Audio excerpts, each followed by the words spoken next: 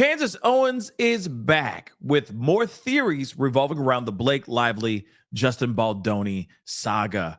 We got to hear this. Pascal, you are now rocking with that dude Pascal. What's up? Candace Owens is back. She is definitely latched on, and she will not let go in regards to this whole case. Obviously, there's been a lot of speculation and theories revolving around the Justin Baldoni versus Ryan Reynolds and Blake Lively. It has been quite the debacle. There's been a lot of drama. There's been a lot of information out here and a lot of theories revolving around why this whole thing went down the way it went down. Now, Candace Owens put on her IG story basically saying, hey, just to water it all the way down, very bare bones, Ryan Reynolds is the culprit. Ryan Reynolds is the bad guy. It's not Blake Lively. It's Ryan Reynolds who is spearheading this whole thing because of blind jealousy, as she basically put it, okay? And then basically called him a psychopath and all those things. Now, let me just say this. These are all just theory, allegations. She's getting this from sources that we do not know who they are. And I'm wondering still if she's properly vetted those particular sources that she's getting all this information from, because again, this is some very damning information to be putting out here about a specific celebrity or specific celebrities. But I also will say this too, just because she is basically saying, oh, it's Ryan Reynolds who's the culprit, does not mean that Blake Lively is not a part of it as well, is not co-villaining this situation as well. Let's not forget, she could have easily, through this entire time, stepped forward and have Ryan stop whatever. If Ryan is the one who's doing everything, she could have easily just said, Ryan, just stop. Ryan, chill out. If that is the case. But again, I have to, cushion this whole thing with these are just allegations. These are just theories.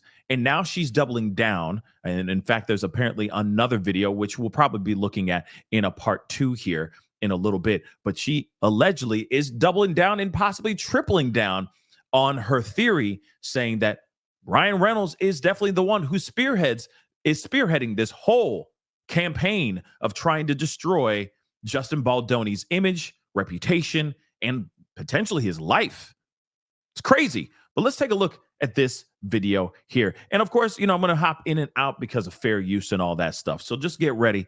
But this is some interesting stuff. And again, we get more details. Guys, happy Saturday. I have more intel on the Justin Baldoni versus Ryan Reynolds situation. Okay, first I just want to say regarding filing the gag order, Ryan, I'm sure your legal team is watching this as well as you. You don't get to do that. Sorry, you don't get to put the genie back in the bottle. You wanted everything public. You wanted to publicly humiliate, your version of Aladdin, the little street rat. Okay, Jafar, we got your energy. Wow. You're going to skip off from the sunset with the girl. You accidentally shackle yourself. And now you're like, this isn't fun. No, we are with you now. We are your family, Ryan. We are into this story. We are getting to the bottom of the story. And I know that I have gotten very close, uncomfortably close to what happened. Okay, now, first off, of course, I got to jump in and out of here for fair use, but I need to say this really quick. She's not wrong with this thing, that they put all this stuff out here, warts and all, and then suddenly out of nowhere, they're out here trying to gag Justin Baldoni because he's been exposing his side of stuff that's starting to make them look like the bad guys. So yeah, if you're going to put it all out there, you can't sit there and suddenly say, oh, I get to say my piece, but Justin, you don't get to say your piece, especially if it's smoking gun evidence, potentially smoking gun evidence proving your innocence. So yeah, it's not good. Ryan Reynolds and Blake Lively, I have to add that. They're both in this ish together, all right? They on this crazy train that's on fire right now together, all right? Okay, so as a refresher, Steve Sarowitz is the billionaire Ryan accidentally, actually purposefully kicked in his teeth, the person behind Wayfarer Studios, because he was just on this bloody rampage against Justin Baldoni.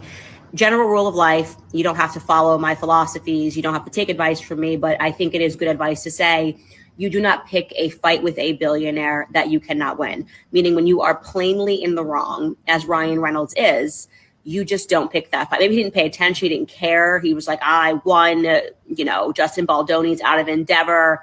And he didn't realize that he had completely walked him and Blake into the lion's den.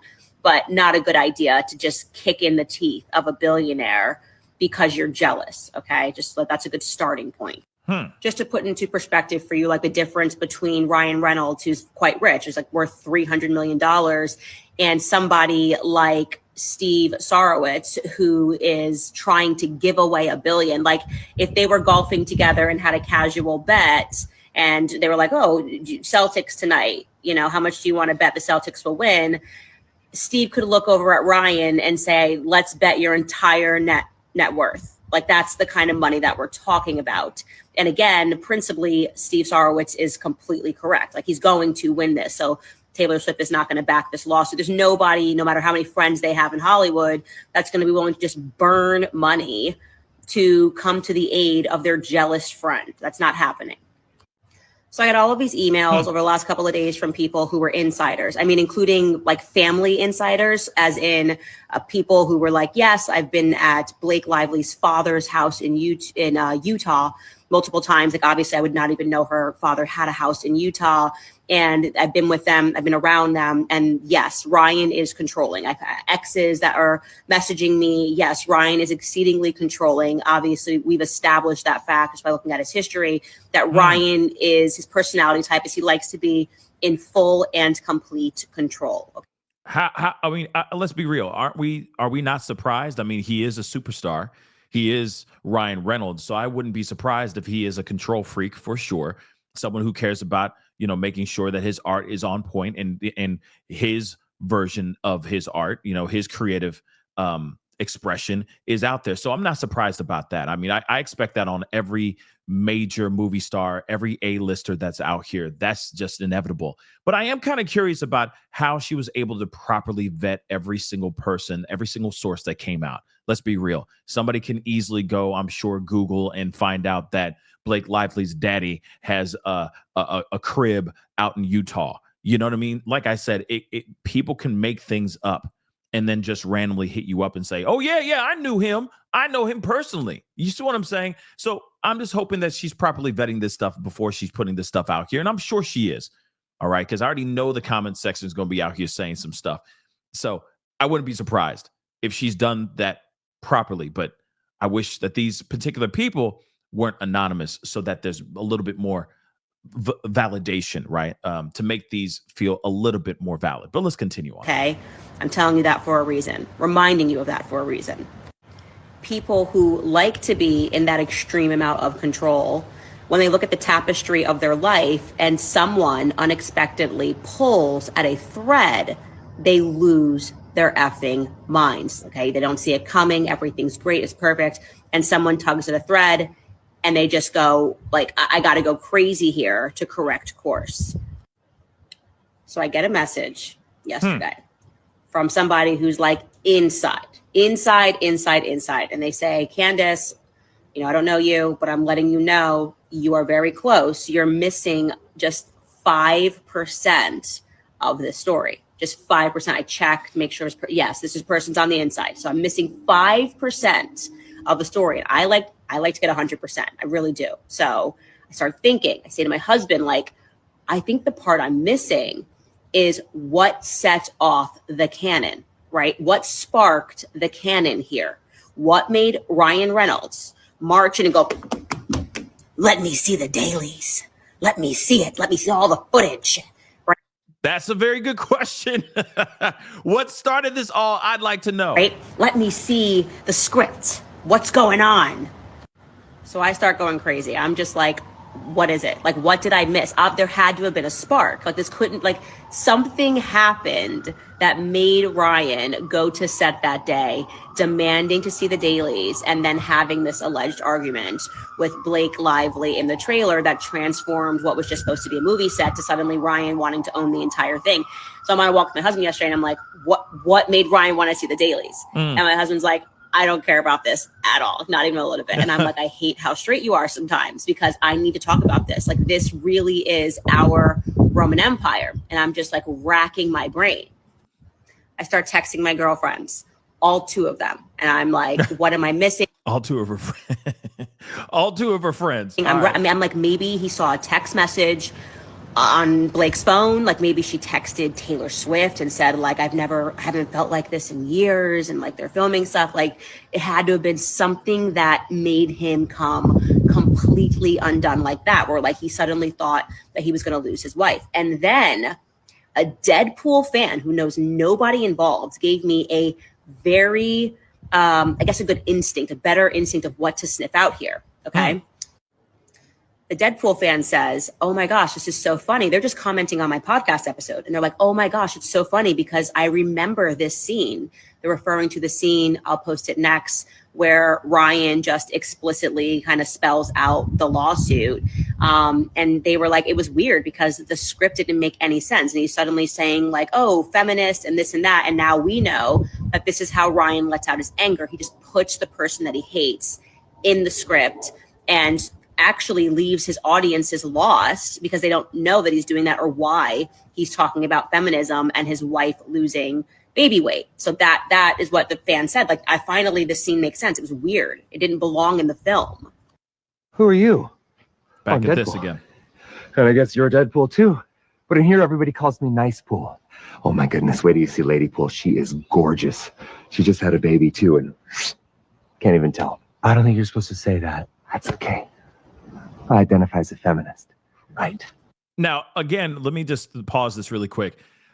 When you look at the whole breakdown, when you see everything that is broken down revolving around this particular scene, yeah, the math is starting to math when you hear this breakdown. And of course, everyone now knows about this and about how Nice Pool is basically a parody of Justin Baldoni.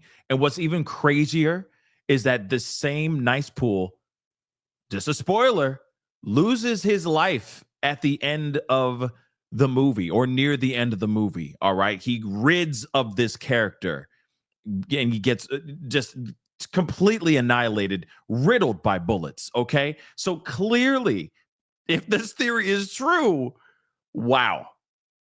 Real talk, Ryan Reynolds has some anger issues, or was really not liking this guy for a very specific reason. And she's right. What is the canon, right? What is the thing that set this whole thing off? Was it a text that launched 1,000 ships? What is it that made everything go belly up with this whole movie?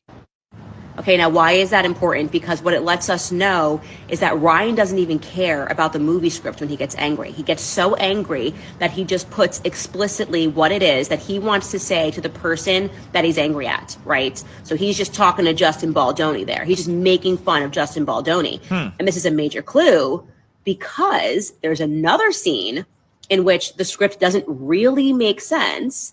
And this is Ryan, who's now inserted himself into promos. And now let's revisit what Ryan says in this bizarre little script, because it's him speaking, although he's speaking to Brandon Sklenar, he is speaking to Justin Baldoni. This is so odd. It is odd. Oh, God. Cool. It's not every day the husband gets to interview his wife's love interest in a film. It's kind of crazy.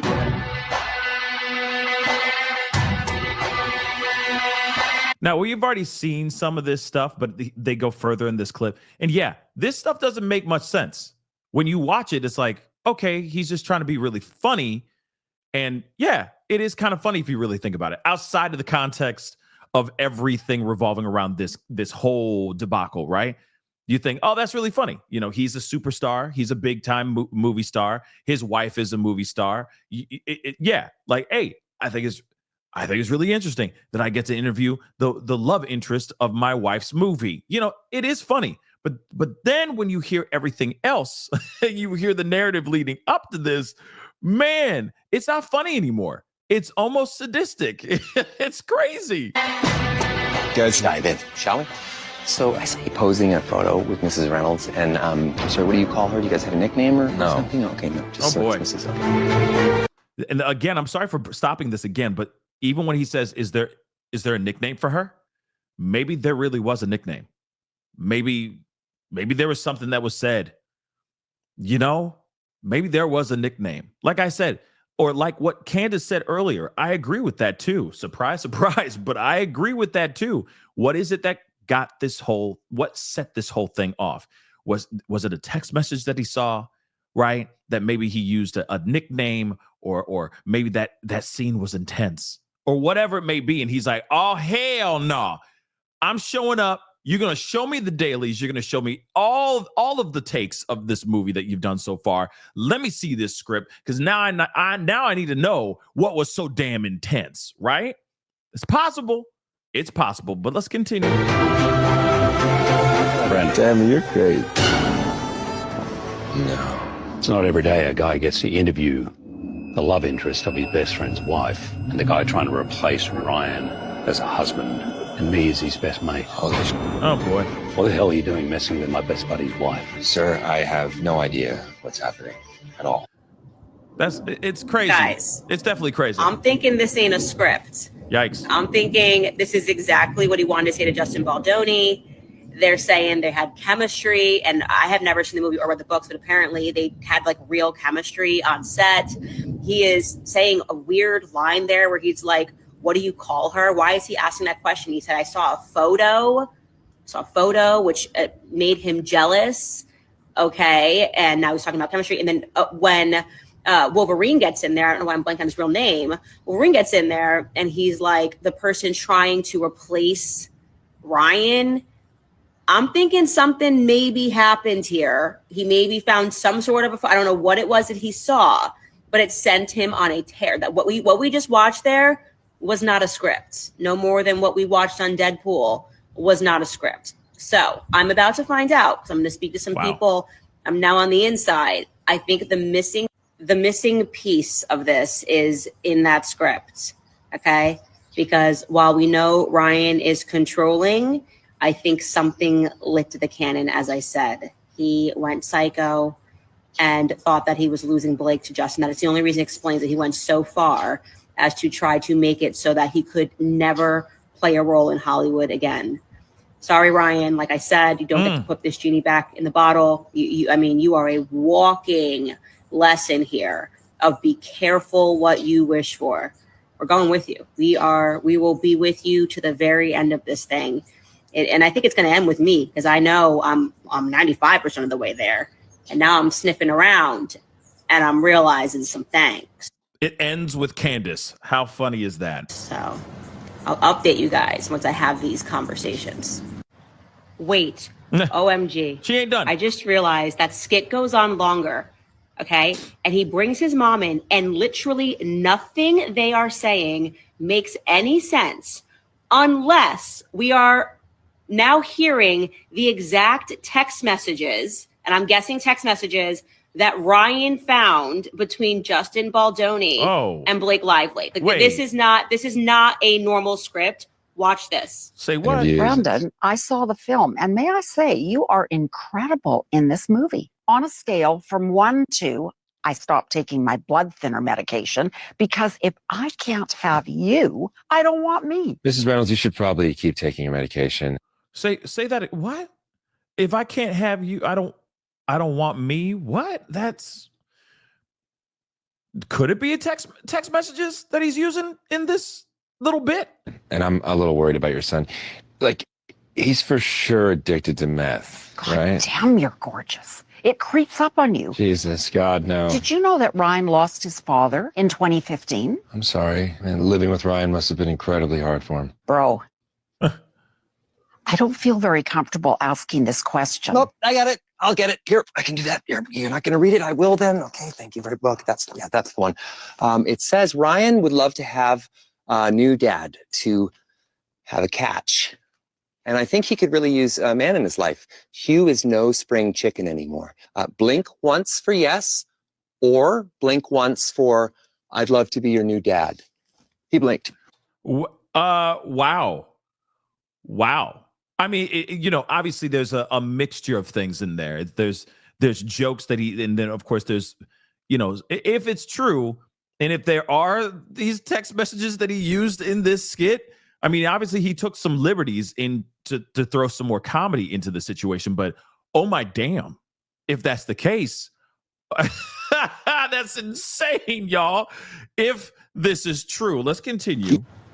Guys, Jeez. Oh my what's going God. on here? Like, do you think that he is switching names around here and maybe in the dailies? I don't know.